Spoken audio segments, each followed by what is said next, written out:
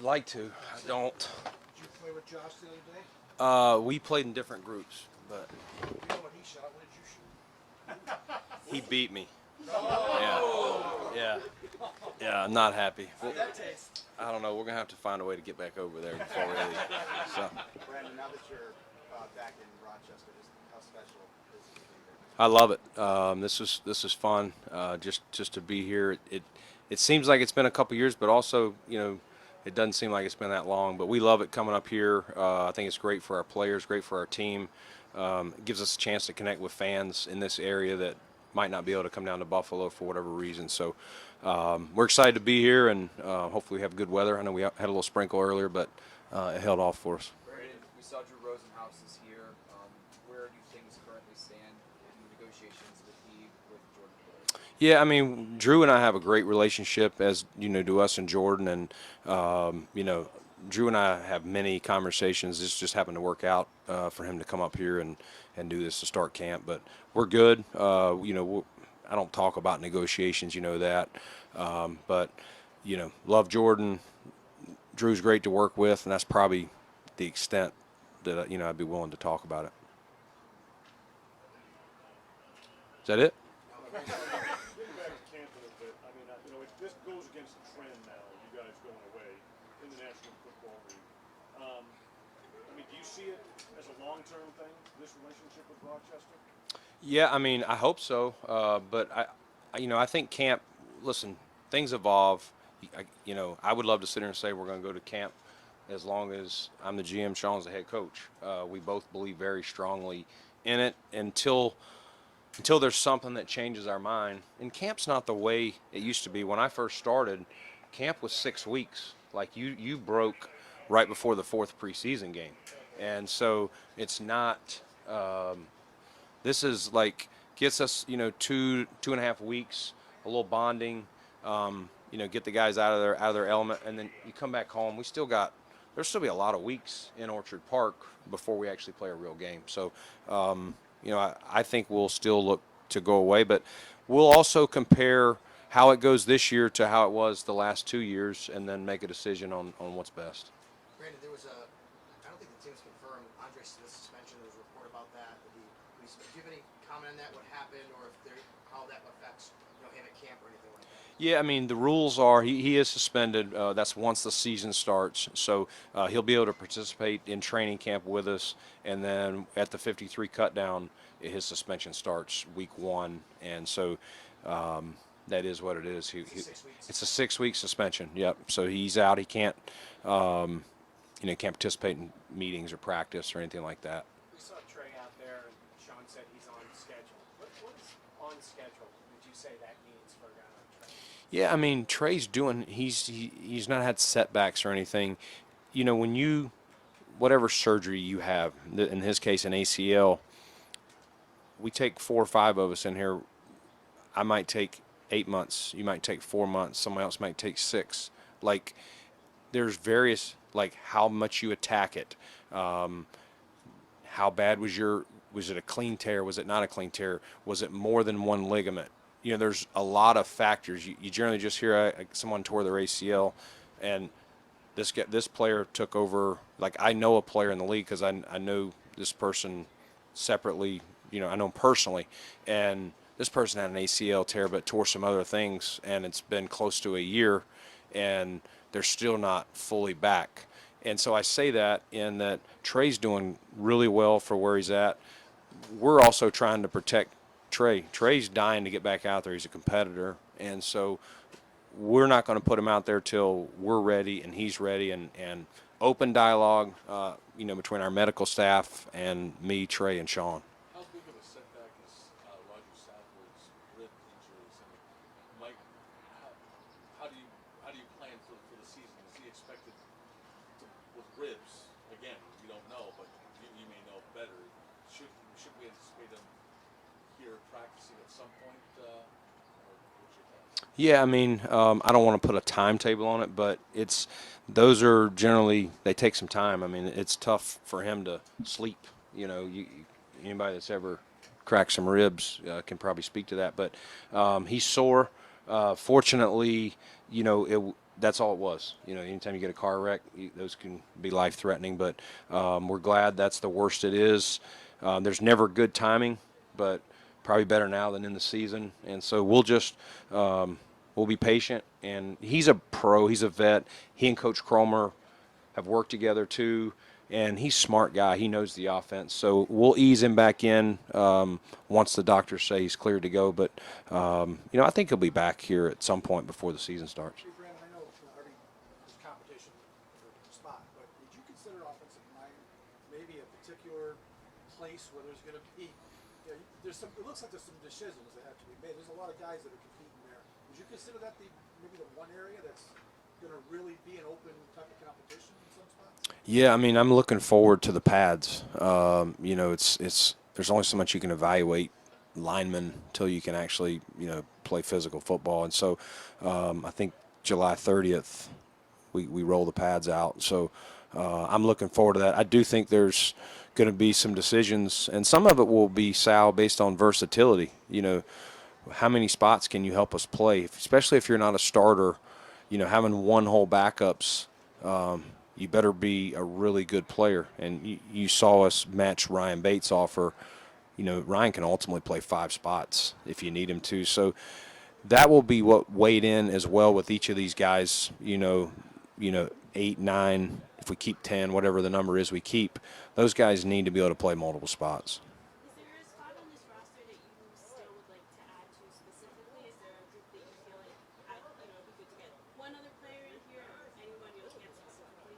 No, I mean we're looking everywhere, Elaine. I mean we had a workout out here this afternoon just to kind of rate some guys that are currently free agents and kind of stack our list for injury replacement and guys like that. But no, we're constantly looking, and if we feel like whether someone's released or there's also some free agents out there that are rehabbing, that have gone through injuries that we've been in contact with their agents, and if they heal up, maybe we take a look at them. So we'll continue to look and churn the back end of this roster if we think there's guys that can fit, but not a specific position. I know there's competition in every position, that's what you want, but you put your fan hat on for a minute. Is there one you're looking at and going, boy, that's going to be juicy. I want to see how these guys compete every day. We got a lot of bodies there, and it's going to be fun. I think, to Sal's point, I like both of our lines. I think we got a lot of guys that can do some different things. I'm looking forward to seeing some of the ends when they go inside in nickel pass rush situations, how that looks. We've added some beef in there. Daquan. I think we've got some versatile pieces. Unfortunately, Ely Anku had the calf deal, but I think both lines, watching these guys go against each other in 1-on-1s, 9-on-7, all those drills. That's probably what I'm most excited about, because the spring you get to see all the skills. You don't really get to see the linemen, go at it. So that's probably where I'll be. I'm sorry, could one follow-up since you mentioned Ely? Can you give us an update on him, like if you expect him back, and also how Mike Butker is progressing? We can talk about it. Yeah, Ely, he just strained it yesterday with his conditioning, so it's early. We kind of have to see how it goes. Those calves can be nagging. I think you remember Jerry Hughes had one last year that nagged a little bit, we'll just have to take it and see when he's ready. Sometimes those are a week, sometimes they're 3 weeks. So when he's ready, we'll get him back out. Yeah, not knowing Trey's timetable, you're not going to speculate on that. But at what point, Brandon, if we get late into camp and maybe it's looking like he might not be ready for the opener, do you need to add a veteran at that position, given you've got a couple young kids that would have to maybe step in and start? Yeah, I mean we'll weigh that for sure. How are these guys doing? Where is Trey at, in his progress? And then, is Trey, if for some reason, to your question, if he doesn't make game 1, well, does he not make game 1 and he's ready for game 2, or does he not make game 1 and he's not ready till, on into the season? So I think we'll weigh all those things. I don't have the crystal ball yet, but we'll definitely pay attention to our young guys. Right now, Kyer and Dane are out there with the ones. We'll definitely give a strong evaluation. How are they doing? Do we think they're ready if they need to start week 1? And if not, then we'll definitely pay attention to the veteran market, whether that's, trade for a guy or go sign a guy who's unemployed. B is 4 weeks.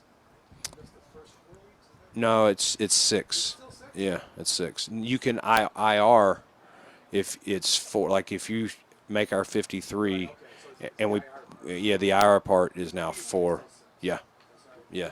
Landon, what's your take on being favored in Vegas? I don't. I mean, I'm glad that people like us. I appreciate that, but it doesn't mean anything. Like it really doesn't. That's what's good about this camp. Like just get away from that and just come in here and work. We just got to work, work, work. We're 0-0, just like 31 other teams, and that's the AFC's stacked. I mean, just whoever makes it out of the AFC had a heck of a year this year. Just looking at that gauntlet, not even worried about the other half, of the league. A lot of teams are doing joint practices. How closely did you look at that?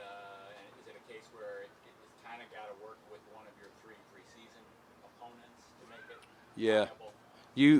You can request who you play to do it if you can. Part of it is just getting on the same page of how you want to do practice, the dates, where you would do it. We don't have a lot of space like to do it here necessarily, so it probably would work better because we like to stay on grass as much as we can. We probably would have to use this field as well.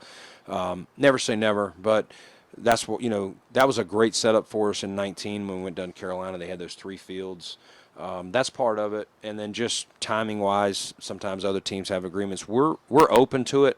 It's got to also be with a group of people that we know are going to run practices.